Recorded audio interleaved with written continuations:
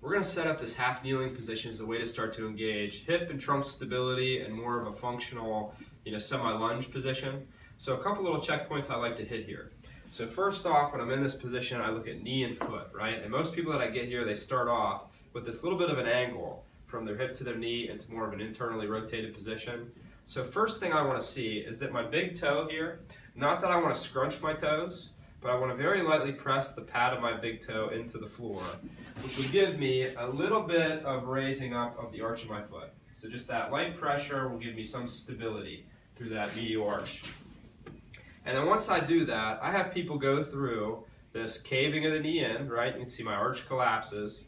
I want to engage my big toe and I want to pull my knee outward just beyond center. So I want to go just a little bit lateral so that I can feel that arch engage with the pressure of my big toe, and I'll feel like I'm engaging a little bit of the outside of my hip to pull that knee slightly into beyond a neutral position.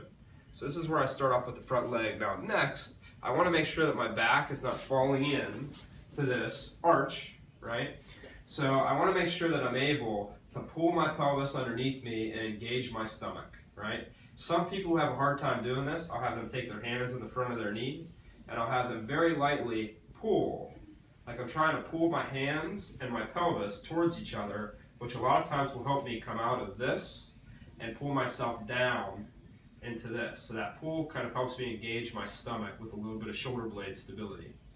Last piece is I'm going to press my back foot down into the floor, and that pressure of the foot and a little squeeze of my butt will get me to engage some stability or activation through the front of my hip. So checkpoints are going to be big toe pressed, knee slightly out, maybe starting with hands on the front of my knee. I'm going to pull and press my back shin. And I'll feel a lot of stuff tensing, right?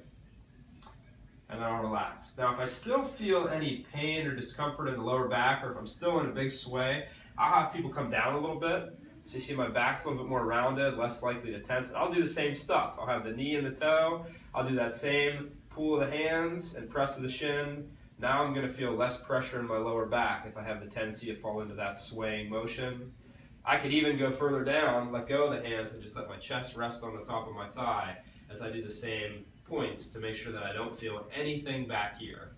Obviously, the higher I come up, the more of a stretch on my quad and hip flexor, and the more likely I am to lose that position and let my back sway.